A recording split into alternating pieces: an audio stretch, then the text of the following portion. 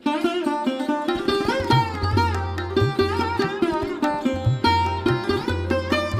ચાલતા ચાલતા ખૂબ સાત્વિક અનુભૂતિ થાય છે. નર્મદે હર, નર્મદે હર, નર્મદા પરિક્રમા માર્ગ પર ઓરસંગ નદી.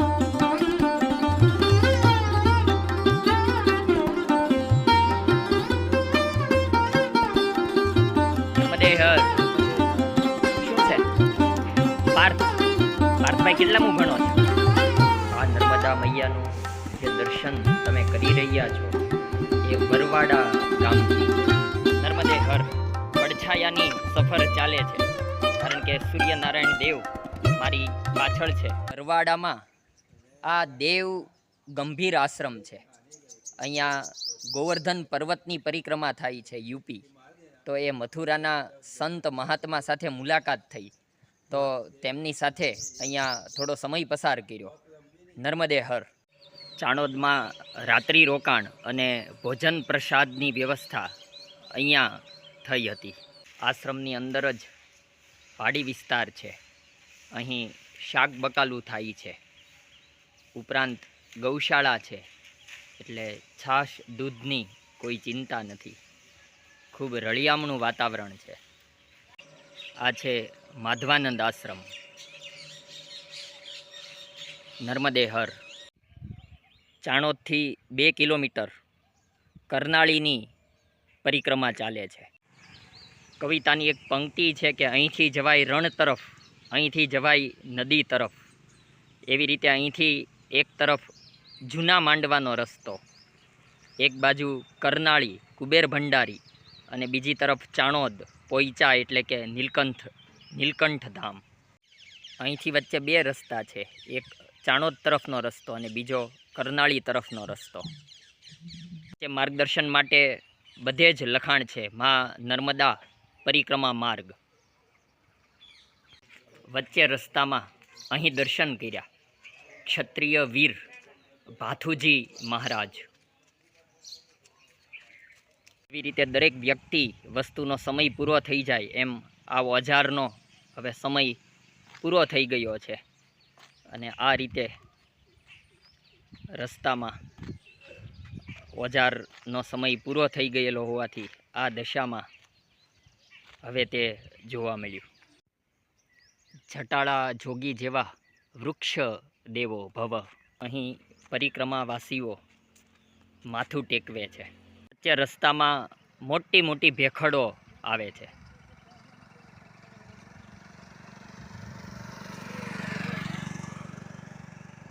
અહીંથી રસ્તો આગળ ચાલે છે. રસ્તે ચાલતા ચાલતા ખૂબ સાત્વિક અનુભૂતિ થાય છે. રસ્તે જે કોઈ પણ સામા મળે છે એ બધાય દરેક પરિક્રમાવાસીને નમન કરે છે. આપણે એવું કોઈ ઉચ્ચ કોટીનું જીવન જીવતા નથી, પણ પરિક્રમાવાસી બનવાનું સૌભાગ્ય પ્રાપ્ત થયું છે. અને અહીંના સ્થાનિક લોકો જો પગપાળા ન જવું હોય તો પોતાના વાહનો ઉપર પણ લઈ જવા માટે અચૂક પૂછે છે કે ચાલો અમારી સાથે બેસી જાઓ. તો આ નર્મદા પરિક્રમાની સાત્વિકતાની ઘણી બધી વાતો આપણે કરતા રહીશું. નર્મદે હર. નર્મદા પરિક્રમા માર્ગ ઉપર ઓરસંગ નદી. નદીમાં જળ પ્રવાહ ખૂબ જ ઓછો છે. ત્યાં દૂર નર્મદા મૈયામાંથી આ છૂટી પડતી ઓરસંગ નદીનું વહેણ અને દૂર દેખાય છે એ ચાણોદ. ચાણોદ અને કરનાળીને આ ઓરસંગ નદી જોડે છે. પુલ ઉપરથી આવી રીતની ઓરસંગ નદી દેખાય છે. પરિક્રમા રૂટ ઉપર કરનાળી, અહીં કુબેરેશ્વર મહાદેવનું મંદિર છે. નર્મદા તટે ભગવો રંગ અનોખો દીપે છે. નર્મદે હર. કરનાળીથી વડિયા અને વરવાડા 1.5-2 કિલોમીટરના અંતરે છે. તેની સફર ચાલી રહી છે. ક્યાંક વચ્ચે આવું ગાઢ જંગલ પણ આવે છે.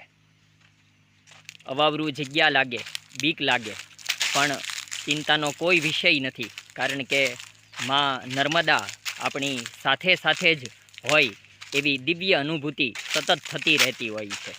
નર્મદે હર. નર્મદે હર. કાચા રસ્તે ઉપર ચડતા ચડતા અહીંયા પહોંચીએ એટલે ઉપરથી દૂર દૂર સુધી નર્મદા મૈયાનો કાંઠો, પોઈચા ધામ, રાજપીપળા તરફની જગ્યાઓ વગેરે દૃશ્યમાન થાય છે. પરિક્રમાના માર્ગમાંથી જ પસાર થતો વડિયા ગામનો રસ્તો આ દૂધની ડેરી છે અને તેના કેન છે. નર્મદા પરિક્રમા માર્ગ વડિયા ગામની બજારમાંથી જ નર્મદા પરિક્રમાનો રસ્તો પસાર થાય છે.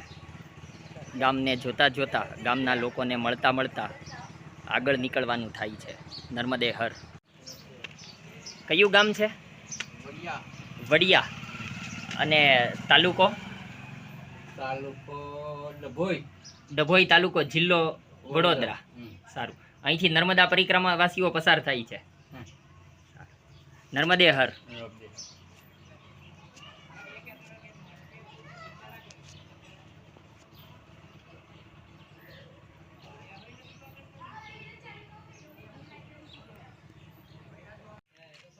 આગળ કયું ગામ આવશે? આગળ કયું ગામ આવશે? વરવાડા. આ નર્મદા પરિક્રમાનો જ રસ્તો છે ને?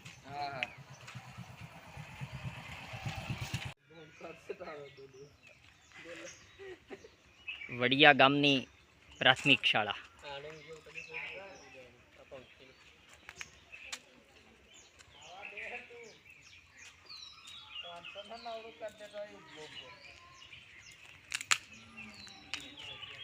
આવા તેના ક્લાસરૂમ છે.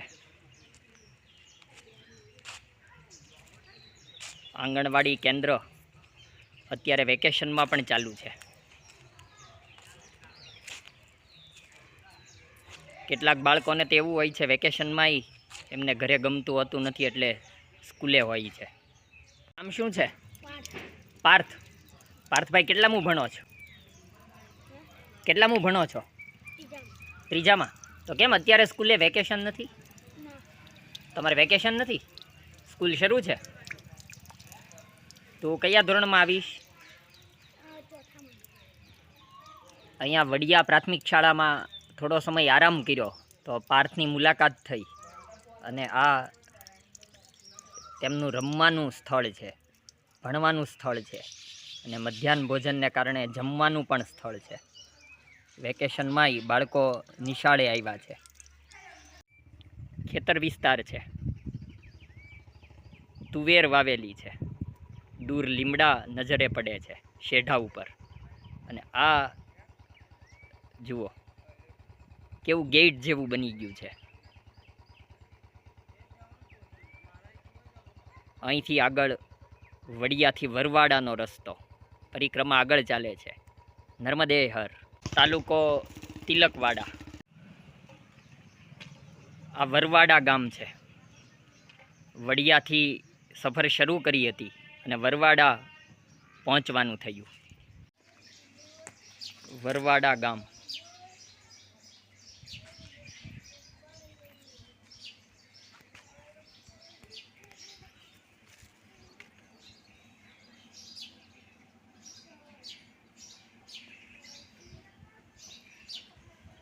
કેવા મજાના ઘર છે.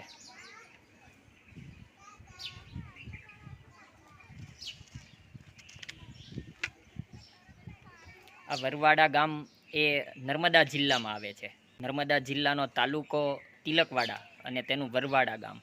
અગાઉ આપણે વડિયા ગામથી આવ્યા એ વડોદરા જિલ્લાનું ગામ હતું. વડોદરા જિલ્લાનો તાલુકો ડભોઈ, તેનું ચાણોદ, કરનાળી અને છેલ્લું વડિયા આપણે પસાર કર્યું. અને હવે આપણે નર્મદા જિલ્લામાં પ્રવેશ કરી લીધો છે. નર્મદા જિલ્લાનો તાલુકો તિલકવાડા અને આ ગામ છે એ વરવાડા. વરવાડા પ્રાથમિક શાળા. સંપૂર્ણ વેકેશનનો માહોલ છે.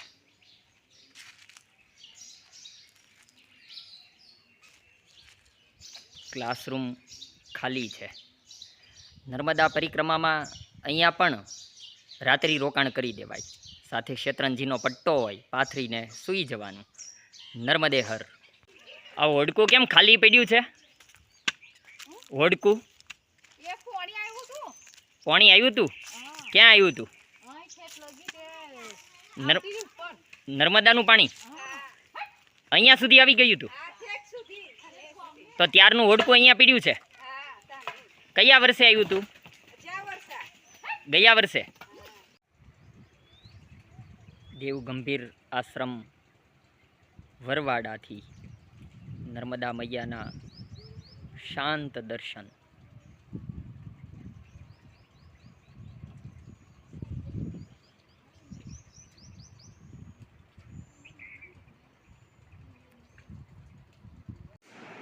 આ નર્મદા મૈયાનું જે દર્શન તમે કરી રહ્યા છો એ વરવાડા ગામથી છે.